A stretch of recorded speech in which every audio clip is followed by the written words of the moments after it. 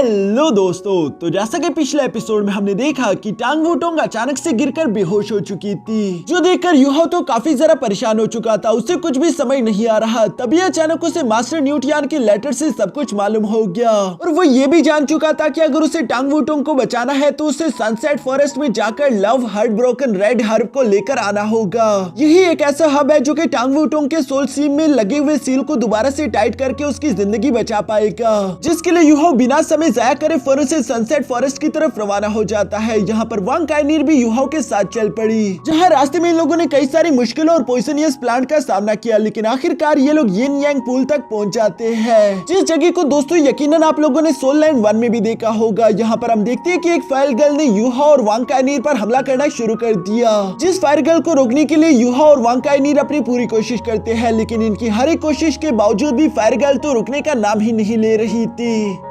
अब आगे तो नेक्स्ट एपिसोड की शुरुआत यहाँ बिल्कुल उसी सीन से शुरू होती है, जहाँ पर हम देखते हैं कि फायर गर्ल ने गुस्से के साथ भड़कते हुए अपनी फ्लेम का इस्तेमाल करते हुए यहाँ वांग काइनीर और यूहो पर आग बरसाना शुरू कर दी थी। यूहो या फिर वांग काइनीर दोनों ही बड़ी मुश्किल से उससे खुद को बचा रहे थे। वांग काइनीर यूहो से कहती है कि ये तो कुछ ज्यादा ही भड़क चुकी, मुझे लगता है कि ये यिन यांग पूल का इस्तेमाल करते हुए खुद की स्ट्रेंथ को इंक्रीज कर रही है। जो सुनकर यूहो जवाब देते हुए कहता है फिर हम लोग भी यिन यांग पूल का इस्तेमाल करेंगे। ये कहते साथ ही यूहो ने स्नो गर्ल को इशारा कर दिया था। यूहो का ऑर्डर सुनते साथ ही स्नो गर्ल तेजी के साथ यिन यांग पूल के आइस रीजन की तरफ चली गई, जिसमें बहुत ही क्यूट तरीके से डुबकियां लगाने की वजह से वहां पर एक्सट्रीम आइस बन रही थी। और हम देखते हैं कि अचानक ही स्नो गर्ल हवा में जाती उस एक्सट्रीम आइस को एनर्जी की तरह एब्सॉर्ब करना शुरू कर देती है, जो देखकर दूसरी तरफ फायर गर्ल भी भड़कते हुए यहाँ स्नो गर्ल की तरफ रवाना हो गई। वो उसे खत्म करना चाहती है, लेकिन तभी अचानक हम देखते हैं कि इतनी ज्यादा एनर्जी एब्सॉर्ब करने की वजह से स्नो गर्ल अपनी ओरिजिनल फॉर्म में आ चुकी और उसकी पावर्स भी इंक्रीज हो चुकी है। वो सिर्फ गुस्से के साथ फायर गर्ल को देखते ही वहीं पर फ्रीज कर चुकी। इवन की दूसरी तरफ वांग काइनीर भी स्नो गर्ल की ये टेरिफाइंग पावर देखकर हैरान होती हुई कहती है कि क्या सच में ये स्नो गर्ल ही है। दूसरी तरफ हम देखते हैं कि यहाँ इतनी ज्यादा हेवन एंड अर्थ की एनर्जी एक साथ एब्सॉर्ब करने की वजह से स्नो गर्ल की पुरानी मेमोरीज भी शायद वापस आ चुकी थी। वो इस एनर्जी को महसूस करते हुए कहती है कि कई दिनों बाद मैं ये ओरिजिनल फीलिंग दोबारा से महसूस कर पाई। दूसरी तरफ हम देखते हैं कि स्नो गॉडेस के आसपास यहाँ पर काफी ज्यादा टेरिफाइंग एक्सट्रीम आइस एनर्जी का एक टोर्नेडो बना हुआ है, जिसकी कोल्ड एनर्जी बहुत ही ज्यादा खतरनाक थी। इवन की फायर लिली प्लांट भी इस कोल्ड एनर्जी को महसूस करके समझ गया था कि वो इसका तो मुकाबला कभी नहीं कर सकता। इवन की दूसरी तरफ वांग काइनीर और यूहो भी इस एनर्जी टोर्नेडो के सामने काफी ज्यादा मुश्किल से टिक पा रहे थे। तभी अचानक यूहो यहाँ पर स्नो गॉडेस से कहता है कि चलो इस बैटल को जल्दी से जल्दी खत्म कर दो। जो सुनकर स्नो गॉडेस अपने सामने मौजूद फायर गर्ल के बने हुए उस क्रिस्टल को चकनाचूर कर देती है। साथ ही साथ वो गुस्से से फायर लिली प्लांट की तरफ देखते हुए कहती है कि अभी कुछ देर पहले तुम काफी ज्यादा बहादुर बन रही थी ना, तो चलो तुम्हें भी देख लिया जाए। ये कहते हुए इससे पहले कि वो फायर लिली प्लांट को चोट पहुंचा पाती, तभी अचानक यूहो ने उससे मना कर दिया कि उससे चोट मत पहुंचाना। यूहो की बात सुनकर स्नो गॉडेस खुद को रोकते हुए कहती है कि आज तुम्हारी किस्मत अच्छी है, इसलिए मैं इस बार तुम्हें जाने दूंगी, लेकिन अगली बार ऐसा ना हो। ये कहती है स्नो गॉडेस अपनी पावर्स को डीएक्टिवेट कर लेती है। दूसरी तरफ यूहो स्नो गॉडेस की तरफ देखते हुए कहता है कि क्या तुम्हारी मेमोरीज वापस आ गई। स्नो गॉडेस भी यूहो की तरफ देखते हुए मुस्कुराकर वापस से अपनी क्यूट से स्नो गर्ल वाले फॉर्म में शिफ्ट हो गई, जहाँ पर देखकर ऐसा लग रहा था कि स्नो गर्ल के पास तो वो मेमोरीज बिल्कुल भी नहीं, क्योंकि वो किसी क्यूट से बच्ची की तरह एक्ट करते हुए फौरन से यूहो की सोल सी के अंदर चली जाती है। दूसरी तरफ हम देखते हैं कि फायर लिली प्लांट आखिरकार अपनी हार को एक्सेप्ट कर चुका था। वो यहाँ पर यूहो से कहता है कि कांग्रेचुलेशन, तुम हमारे टेस्ट को पास कर चुके हो। अब तुम यहाँ यिन यांग आई ऑफ आइस एंड फायर में जब चाहो इंटर होकर कोई भी हर्ब हासिल कर सकते हो। यहाँ उसकी बातें दूसरी तरफ यूहो और वांग काइनीर भी सुन रहे थे। तभी अचानक यूहो ने वहाँ पर एक बहुत ही ज्यादा डिफरेंट ऑरा महसूस करना शुरू कर दिया। जिस ऑरा को महसूस करती वहाँ पर मौजूद बाकी के सारे हर्ब्स भी फौरन से उसी की तरफ झुकने शुरू हो गए, क्योंकि ये ऑरा यहाँ के एक प्लांट बीज से आ रहा था, जो कि धीरे धीरे जमीन से बाहर आते हुए कह रही थी कि आज बहुत अरसे बाद कोई हमारे इस टेस्ट को पास कर पाया। मुझे लगा था कि शायद तांगसेन के बाद कोई भी इस ट्रायल को पार नहीं कर पाएगा। दूसरी तरफ यूहो हैरान होकर उस प्लांट बीज की तरफ देखते हुए कहता है कि आखिर तुम कौन हो, जिस पर वो प्लांट बीज जवाब देते हुए कहता है कि मुझे तो कई नामों से जाना जाता है, लेकिन तुम मुझे प्लांट क्वीन मिस यू कहकर पुकार सकते हो। क्या मैं जान सकती हूँ कि आखिर तुम यहाँ पर क्या तलाश करने के लिए आए हो? जो सुनकर यूहाओ आगे की तरफ बढ़ते हुए खुद का नाम बताकर कहता है कि मैं अपने लव वन के लिए हार्ट ब्रोकन रेड हर्ब लेने के लिए आया हूँ। हार्ट ब्रोकन रेड हर्ब का नाम सुनकर तो मिस यू जवाब देते हुए कहती है कि हाँ, इस हर्ब के बारे में मैं जानती हूँ और तुमने कहा कि तुम अपने प्यार के लिए इस प्लांट को हासिल करना चाहते हो। ये बात भी काफी अच्छी है, क्योंकि अगर इस प्लांट को हासिल करना है तो तुम्हारे दिल में डीप लव होना ही चाहिए, वरना इसके बगैर तो तुम हार्ट ब्रोकन रेड को टच भी नहीं कर सकते। बेशक मैं तुम्हें उस हर्ब तक का रास्ता बता दूंगी, लेकिन उससे पहले मेरी एक कंडीशन है। तुम्हें खुद को और अपनी फीलिंग को साबित करना होगा, जिसके लिए मैं चाहती हूँ कि तुम ये हर्ब खा लो। ये कहते साथ ही प्लांट क्वीन मिस यू वहाँ पर एक तरह की हर्ब को समन कर चुकी थी, जिसे यूहाओ पकड़कर बिना सोचे समझे फौरन से निकल चुका। जो देखकर वांग काइनिर यूहाओ को मना करते हुए कहती है कि आखिर तुमने ये क्या किया, जरा सोच तो लेते। जो सुनकर यूहाओ से जवाब देते हुए कहता है कि टांग वुटोंग की जान इस वक्त खतरे में है, मैं जितनी देर करूंगा उतनी उसकी कंडीशन और ज्यादा खराब होगी। मेरे पास गंवाने के लिए बिल्कुल भी समय नहीं, और वैसे भी मैं उसे बचाने के लिए कुछ भी कर सकता हूँ। यहाँ यूहाओ की ये सब कहने के बाद अचानक ही हम देखते हैं कि उसका सर तेजी के साथ चकराना शुरू हो गया। जो देखकर वांग काइनिर फौरन से यूहाओ के पास आकर उसे सवाल करते हुए कहती है कि आखिर तुम्हें क्या हुआ? जो सुनकर यूहाओ दर्द से तड़पते हुए जवाब देता है कि मेरी आंखों में बहुत ही दर्द हो रहा है। यहाँ यूहाओ को दर्द में देखकर तो वांग काइनिर को भी काफी जरा गुस्सा आ गया। वो वहाँ पर मौजूद प्लांट बीस्ट की तरफ देखते हुए कहती है कि मुझे इस बात से कोई फर्क नहीं पड़ता कि तुम लोग किस तरह के डिवाइन फेरी बीस्ट हो, लेकिन अगर तुम लोगों ने यूहाओ को चोट पहुंचाने की कोशिश की, मैं तुम सब लोगों को जलाकर राख कर दूंगी। अभी अचानक दूसरी तरफ यूहाओ वांग काइनिर को रोकते हुए कहता है कि शांत हो जाओ, मुझे नहीं लगता कि ये लोग जानबूझकर मुझे चोट पहुंचाना चाहते हैं, क्योंकि अंदर की तरफ हम देखते हैं कि यूहाओ के सारे ब्लू वेन्स कन्वर्ट होकर रेड हो रहे थे, जैसे कि यूहाओ की स्पिरिट आइज की कोई अवेकनिंग हो रही हो। क्योंकि हम देखते हैं कि यूहाओ की स्पिरिट आइज के ऊपर मार्क्स भी बदलना शुरू हो गए, जो कि दिखने में तो काफी जरा कूल लग रही थी, लेकिन साथ ही साथ इन आइज के अंदर से निकलने वाली एनर्जी भी पहले से काफी जरा स्ट्रॉन्ग थी। अब यहाँ दूसरी तरफ थोड़ी देर कल्टीवेशन करने के बाद हम देखते हैं कि यूहाओ ने आखिरकार इस पर काबू कर लिया। तभी अचानक वांग काइनिर फौरन से यूहाओ के पास आकर कहती है कि अब तुम कैसे हो? आखिर ये सब था क्या तुम्हारी मार्शल सोल की कोई अवेकनिंग हो चुकी है? जो सुनकर यूहाओ जवाब देते हुए कहता है कि मुझे ये तो नहीं मालूम, लेकिन मैं ये समझ गया हूँ कि मेरी पर्पल डिमोनिक आइज पहले से काफी जरा एडवांस हो चुकी। दोस्तों, पर्पल डिमोनिक आइज टेक्निक टांगसेट की एक स्पेशल टेक्निक है, जो कि टांगसेट ने खुद बनाई थी, और यूहाओ ने पर्पल डिमोनिक आई के फाइनल स्टेज को अचीव कर लिया, जिसकी वजह से वो छोटी डिटेल और दूर से दूर तक देख सकता है, वो भी बिना अपने सोल डिटेक्शन टेक्निक को इस्तेमाल करे। प्लांट क्वीन मिस यू भी यहाँ पर यूहाओ की ये बातें सुनकर कहती है कि शाबाश, ये तो काफी अच्छा हुआ। दूसरी तरफ यूहाओ भी प्लांट क्वीन को जवाब देते हुए कहता है कि ये टेक्निक काफी जरा कमाल की है। ऐसा लगता है जैसे कि मुझे अब अपनी आंखों का भी इस्तेमाल करने की कोई जरूरत नहीं, मैं अपने मन की आंखों से भी कई तरह के इल्यूजन और कई सारी चीजें महसूस कर सकता हूँ। ये पावर्स मुझे देने के लिए तुम्हारा बहुत बहुत शुक्रिया। जो सुनकर प्लांट क्वीन उसे जवाब देते हुए कहती है कि यू आर वेलकम, लेकिन मुझे लगता है कि तुम्हें मेरी जगह किसी और का शुक्रिया अदा करना चाहिए। जो सुनकर यूहाओ सवाल करते हुए पूछता है कि आखिर किसका? ये सुनकर प्लांट क्वीन मिस यू ने फौरन वहाँ पर एक तरह की बुक समन कर ली, जिस बुक को उठाकर यूहाओ जैसे ही उसके पहले पन्ने को पढ़ता है, उस पेज पर लिखा हुआ था कि हेलो डेस्टिन वन, मेरा नाम है टांगसेन और मैं हूँ टांगसेट का फाउंडर। जो पढ़ के तो यूहाओ भी शॉक हो गया था और उसे समझ आ जाता है कि टांगसेन ने खुद ये बुक लिखी थी, जिसके अंदर उसने अपने सारे मेडिसिन और पॉइजन की हर एक टेक्निक यहाँ पर लिख दी है। इस तरह की टोटल टांगसेन ने 2 बुक्स लिखी थी, जबकि इस बुक का नाम है जुआनटियान बाउलू प्लांट ट्रेजर बुक, जिसमें साथ ही साथ टांगसेट ने अपने सक्सेसर के लिए और भी कई सारी बातें लिखी थी, जैसे कि मैं तुम्हें ये सारी की सारी पॉइजनियस टेक्निक तो बता रहा हूँ, इसका इस्तेमाल करते हुए तुम चाहो तो लोगों को बचा या फिर उन्हें चोट पहुंचा सकते हो। ये सब कुछ अब तुम पर डिपेंड करता है, तुम्हें जरा सोच समझकर इस बुक का इस्तेमाल करना होगा। यहाँ यूहाओ उस बुक को इसी तरह से आगे भी पढ़ता जा रहा है। दूसरी तरफ मिस यू यहाँ पर यूहाओ से कहती है कि जल्दी जल्दी पढ़ो, पढ़ने के बाद फिर ये बुक तुम मुझे वापस कर देना। जो सुनकर दूसरी तरफ वांग काइनिर तो गुस्से के साथ मिस यू की तरफ देखती है, इसलिए प्लांट क्वीन मिस यू तो फौरन से चुप हो गई। अब वो उसकी हिम्मत नहीं होगी कि वो यूहाओ से ये बुक इतनी जल्दी मांग सके।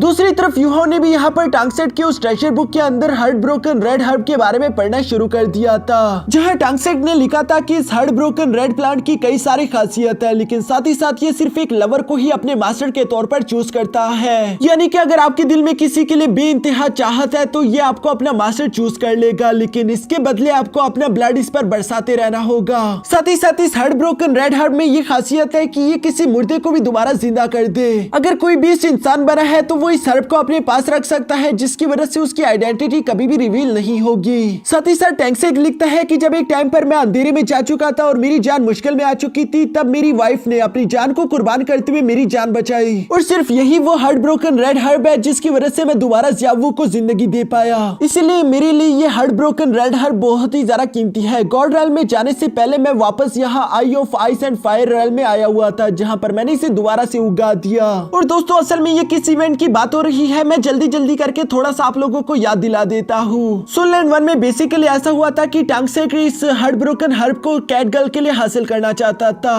लेकिन चूंकि टंगसेन के दिल में कैट गर्ल के लिए वो बेपनाह मोहब्बत नहीं थी, इसलिए कभी भी इस हार्ट ब्रोकन हर्ब ने उसे अपना मास्टर एक्सेप्ट नहीं किया। साथ ही साथ कैट गर्ल ने भी टंगसेन के लिए सेम करने की कोशिश की, लेकिन वो भी फेल हो चुकी थी। पर आखिर में जब ज़ियावू ने कोशिश करी तो उसके दिल में टंगसेन के लिए बेपनाह मोहब्बत थी और इसी वजह से इस हार्ट ब्रोकन हर्ब ने उसे अपने मास्टर के तौर पर एक्सेप्ट कर लिया था। लेकिन खास बात यह है कि कभी भी ज़ियावू ने इस प्लांट को खाया नहीं, बल्कि वो हमेशा से इसे अपने पास रखती थी ताकि वो अपनी बीस्ट वाली आइडेंटिटी को रिवील होने से बचा सके। आखिर में जैसा कि अभी आप लोगों ने देख लिया, जब टंगसेन एक बुरी मुसीबत में फंस चुका था तो ज़ियावू ने खुद को सैक्रिफाइस करते हुए टंगसेन को बचा लिया। पर जैसा कि मैं बता चुका हूँ कि ये हार्ट ब्रोकन हर्ब काफी जरा खास है, ये किसी मुर्दे को भी दोबारा से जिंदा कर सकता है और इसी वजह से ज़ियावू की जान बच पाई। अगर ये हार्ट ब्रोकन हर्ब ना होता तो शायद टंगसेन के लिए ज़ियावू को दोबारा से रिवाइव करना काफी ज्यादा डिफिकल्ट हो जाता। दूसरी तरफ यहाँ ये सारी बातें जानने के बाद यूहो आखिरकार मिस यू से कहता है कि अब मुझे तुम उस हार्ट ब्रोकन हर्ब के पास ले चलो, जो सुनकर मिस यू उसकी बात मानते हुए बिल्कुल ऐसे ही करती है। वो यूहो को फौरन से उस हार्ट ब्रोकन हर्ब के पास ले आई थी, जहाँ यूहो भी हार्ट ब्रोकन रेड हर्ब को देखते ही फौरन से अपने सोल गाइडेड शू को एक्टिवेट करते हुए तीसी के साथ उसी की तरफ रवाना हो गया ताकि वो उसे हासिल कर सके। जबकि साथ ही साथ यूहो अपने मन ही मन में यहाँ सिर्फ मिस टांग वुटोंग के बारे में सोच रहा था, जिससे वो बहुत ही ज्यादा प्यार करता है। यूहो ने उस ट्रेजर बुक के अंदर पढ़ लिया था कि अगर मुझे ये हार्ट ब्रोकन हर्ब चाहिए तो इसके लिए मुझे सारा के सारा ध्यान लगाते हुए अपने उसी प्यार करने वाले के बारे में सोचना होगा, जिसके लिए मैं ये सब कर रहा हूँ। साथ ही साथ मुझे इस हर्ब को अपना खून भी पिलाना होगा। जो कहते साथी यूहो ने अपनी उंगली को जख्मी करते हुए उस पर कुछ ड्रॉप्स ब्लड गिराना शुरू कर दिए, लेकिन यूहो के यहाँ पर कुछ ब्लड ड्रॉप्स गिरने के बावजूद भी हम देखते हैं कि वो हार्ट ब्रोकन रेड हर्ब यूहो को अपने मास्टर के तौर पर एक्सेप्ट नहीं कर रहा था, जो देखकर यूहो परेशान होते हुए कहता है कि आखिर ये सब क्यों हुआ। जिस पर दूसरी तरफ फायर लिली और मिस यू से जवाब देते हुए कहती है कि शायद तुम्हारी फीलिंग मिस टांग वुटोंग के लिए इतनी भी सच्ची नहीं, या मे बी ये इसीलिए हो रहा हो क्योंकि तुम्हारी बॉडी के अंदर बहुत ही ज्यादा एक्सट्रीम अल्टीमेट आइस एनर्जी है जो कि फौरन से तुम्हारे ब्लड को फ्रीज कर चुकी। जो सुनकर दूसरी तरफ यूहो बिल्कुल भी हार नहीं मानता क्योंकि उसे हर हाल में इसका मास्टर बनना ही था। हम देखते हैं कि वो अपनी वेन्स काट लेता है, जिसकी वजह से अब उसकी बॉडी से काफी ज्यादा खून निकल रहा था, जो कि वो धीरे धीरे करके इस हार्ट ब्रोकन रेड हर्ब पर बरसाने शुरू हो गया। लेकिन अभी भी उसके एक्सट्रीम आइस एनर्जी की वजह से उसका ब्लड लगातार फ्रीज हो रहा था, जो देखकर दूसरी तरफ वांग काइनीर भी यूहो को रुकने के लिए बोलती है, क्योंकि यूहो लगातार अगर यूं ही खुद को चोट पहुंचाता रहा तो उसकी जान भी खतरे में आ जाएगी। लेकिन दूसरी तरफ यूहो को अपनी जान की जरा सी भी परवाह नहीं, और वो ये बात भी अच्छे से जानता है कि टांग वुटोंग के लिए उसके दिल में जो भी फीलिंग्स है वो पूरी तरीके से सच्ची है। वो सच में टांग वुटोंग से उतना ही प्यार करता है, जिसको बचाने के लिए यूहो कुछ भी करने के लिए तैयार है। यहाँ यही सब सोचते हुए यूहो वहीं पर मौजूद येन यांग पूल की तरफ देख रहा था, क्योंकि येन यांग पूल में यहाँ पर अल्टीमेट आइस के साथ साथ अल्टीमेट फायर एनर्जी भी मौजूद थी, जिसे देखकर तो मिस यू भी समझ गई कि यूहो क्या सोच रहा है। इसीलिए मिस यू यूहो को मना करते हुए कहती है कि ये फायर एनर्जी काफी ज्यादा खतरनाक है, अगर तुमने इसे अपनी बॉडी से अटैच करने की कोशिश की तो तुम्हारी बॉडी पूरी तरीके से जलकर पिघल जाएगी, तुम मर जाओगी। इवन की दूसरी तरफ वांग काइनीर भी इमोशनल होकर आगे की तरफ आते हुए यूहो को रोकने की अपनी पूरी कोशिश करती है, मगर यूहो ने टांग वुटोंग को बचाने के लिए तय कर लिया था कि चाहे उसकी जान ही क्यों ना चली जाए वो पीछे नहीं हटेगा।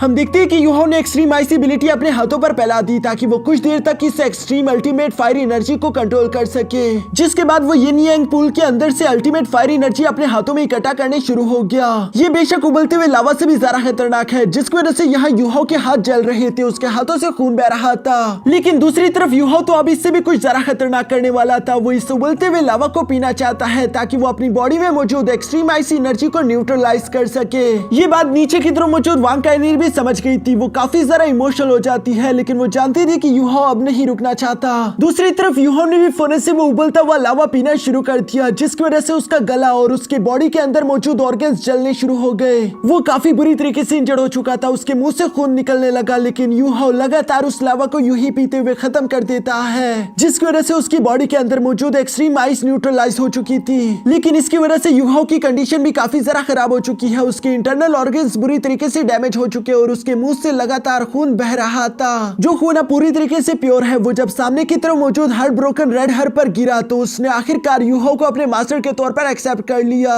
क्योंकि यूहो की टांग वुटोंग के लिए फीलिंग्स बिल्कुल सच्ची थी। यूहो यहाँ इस रेड हर्ब को उठाने के बाद टांग वुटोंग को याद करते हुए कहता है कि मैं कामयाब हुआ। ये सीन बहुत ही ज्यादा इमोशनल था क्योंकि यूहाओ की हालत यहाँ पर काफी ज्यादा खराब हो चुकी थी। ये बिल्कुल ऐसा ही है जैसे कि यूहाओ सुसाइड कर रहा हो। हम देखते हैं कि यूहाओ अचानक वहाँ से नीचे की तरफ गिरने लगा, जो देखकर दूसरी तरफ आंखों में आंसू लिए हुए वांग काइनिर भी तीसी के साथ यूहाओ की तरफ भागते हुए उसे पकड़ने की कोशिश करती है। दूसरी तरफ दूर शेक एकेडमी में हम लोग यहाँ पर मिस टांग वुटोंग को भी बेहोशी की हालत में देखते हैं, जहाँ पर हम देखते हैं कि उसकी आंखों से भी आंसू आ रहे थे, जैसे कि वो इतनी दूर से भी यूहाओ की इस दर्द को महसूस कर पा रही हो। दूसरी तरफ हम वांग काइनिर को देखते हैं जिसने अपनी गोद में यूहाओ को पकड़ा हुआ था, जो कि खुद भी यूहाओ को ये तकलीफ में तड़पता हुआ देखकर काफी ज्यादा इमोशनल थी। यूहाओ की मुंह से अभी भी खून निकल रहा था, जहाँ पर वांग काइनिर यूहाओ से कहती है, क्या सच में तुम्हें अपनी जिंदगी की इतनी भी परवाह नहीं जो तुम अपनी जिंदगी को यूं दूसरों के लिए दांव पर लगा देते हो? किसी और के लिए आखिर तुम अपनी जान कैसे दे सकते हो? लेकिन दूसरी तरफ हम देखते हैं कि यूहाओ को तो अभी भी अपनी परवाह नहीं थी, बल्कि वो हार्ट ब्रोकन रेड हर्ब को यहाँ वांग काइनिर की तरफ पकड़ते हुए कहते हैं कि प्लीज,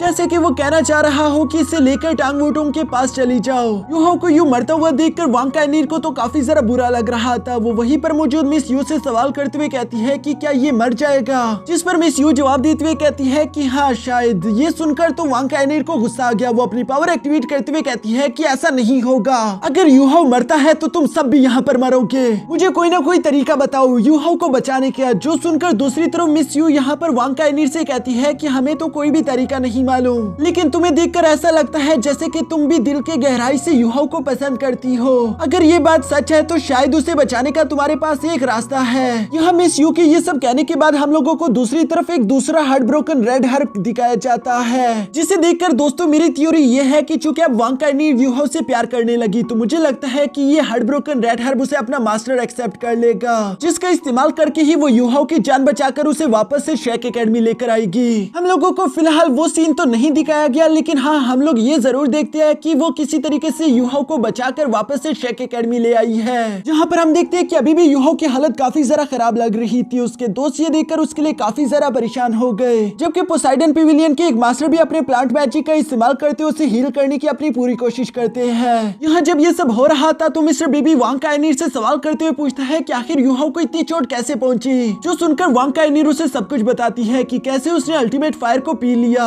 जिसकी वजह से उसे खून की उल्टी आने लगी, और ये सब उसने हार्ट ब्रोकन रेड हर्ब को हासिल करने के लिए किया ताकि वो मिस टांग वुटोंग को बचा सके। यहाँ मिस वांग काइनिर वो हार्ट ब्रोकन रेड हर्ब भी इन लोगों के सामने पेश कर देती है, जबकि साथ ही साथ बताती है कि यूहाओ का गला और उसके इंटरनल ऑर्गन्स काफी बुरी तरीके से जल चुके। जू सेंशी यहाँ ये सारी बातें सुनकर अपना सर पकड़ते हुए कहता है कि यूहाओ ने अपनी जान को टांग वुटोंग के लिए सैक्रिफाइस कर दिया। ये बहुत ही जरा अजीब सिचुएशन थी। इवन कि हम देखते हैं कि पोसाइडन पेविलियन का वो मास्टर भी यूहाओ को रिकवर नहीं कर पा रहा था। मास्टर जुआन उससे सवाल करते हुए पूछते हैं कि यूहाओ की आखिर आपकी कंडीशन कैसी है, जिस पर वो मास्टर जवाब देते हुए कहते हैं कि यूहाओ के सारे इंटरनल ऑर्गन्स तो बुरी तरीके से जल चुके, मैं तो ये भी नहीं समझ पा रहा कि आखिर वो अभी तक जिंदा कैसे है। जरूर किसी तरह की लाइफ फोर्स का इस्तेमाल किया गया है यूहाओ को जिंदा रखने के लिए। दूसरी तरफ हम देखते हैं कि मिस्टर बीबी ये सुनकर समझ गया था कि वांग काइनिर काफी जरा खामोश बैठी है, लगता है कि उसने यूहाओ की जान बचाई होगी। दूसरी तरफ मास्टर जुआन उस मास्टर से सवाल करते हुए पूछते हैं कि अब यूहाओ का क्या होगा, जिस पर वो मास्टर जवाब देते हुए कहते हैं कि फिलहाल तो यूहाओ की जान सेफ है, लेकिन मैं जबरदस्ती अपनी सोल पावर को उसकी बॉडी में डालकर उसे हील नहीं कर सकता। हमें इंतजार करना होगा ताकि उसके इंटरनल ऑर्गन्स ठीक हो जाए, उसके बाद ही मैं बाकी की हीलिंग पावर का इस्तेमाल करते हुए शायद उसे ठीक कर पाऊँ। लेकिन ये प्रोसेस काफी ज्यादा डिफिकल्ट और रिस्की है, क्योंकि यूहाओ ने अपनी लिमिट से कई ज्यादा हेवन और अर्थ की एनर्जी एक साथ अपनी बॉडी में एब्सॉर्ब कर ली थी।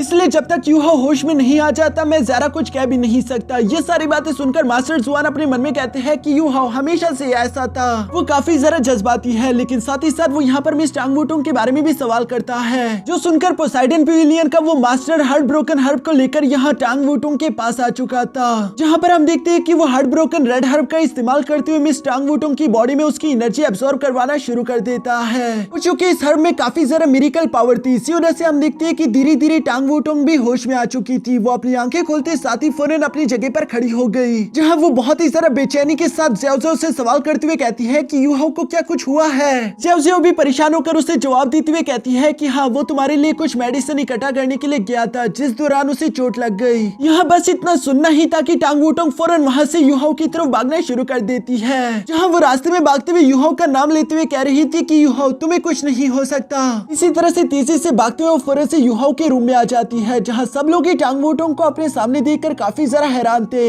लेकिन दूसरी तरफ टांग वुटोंग जैसे ही वहाँ पर यूहाओ युहाओ को बिस्तर पर पड़े जख्मी हालत में दिखती है तो उसकी आंखों में आंसू भर आए थे। वो खुद को यहाँ रोक नहीं पाती। वो फौरन से युहाओ के पास आकर उसके जख्मों को देखते हुए रोना शुरू कर देती है। उसे युहाओ के लिए काफी ज्यादा बुरा फील हो रहा था। तभी अचानक मिस्टर बीबी टांग वुटोंग को बताते हैं कि वांग काइनीर ने युहाओ की जान बचाई। जो सुनकर टांग वुटोंग, जिसने युहाओ के गालों पर हाथ रखा हुआ था, वो धीरे से वांग काइनीर का यहाँ शुक्रिया अदा करती है। पहली दफा उसे वांग काइनीर के लिए दिल में बुरी फीलिंग्स खत्म हो गई। अब इसके बाद हम देखते हैं कि टांग वुटोंग ने फैसला कर लिया था कि जब तक युहाओ होश में नहीं आ जाता वो उसके बिस्तर से जरा सा भी साइड पर नहीं हटेगी, क्योंकि वही उसकी इस बुरी कंडीशन में उसका ख्याल रखेगी। जबकि साथ ही साथ हम देखते हैं कि टांग वुटोंग यहाँ पर युहाओ से रोते हुए कहती है कि आज से मेरी जिंदगी तुम्हारी है, मैं आज से तुम्हारी वाइफ हूँ। मैं जिंदगी के हर एक मोड़ में तुम्हारा साथ दूंगी, चाहे वो फिर कैसी ही मुश्किल क्यों ना हो। लेकिन अगर तुम्हें कुछ हो गया और तुम मर गए तो मैं खुद की जान ले लूंगी, मैं भी तुम्हारे बगैर जिंदा नहीं रहूंगी। यहाँ ये सब कहने के बाद टांग वुटोंग ने दिन रात बिना सोए लगातार युहाओ का ख्याल रखना शुरू कर दिया था।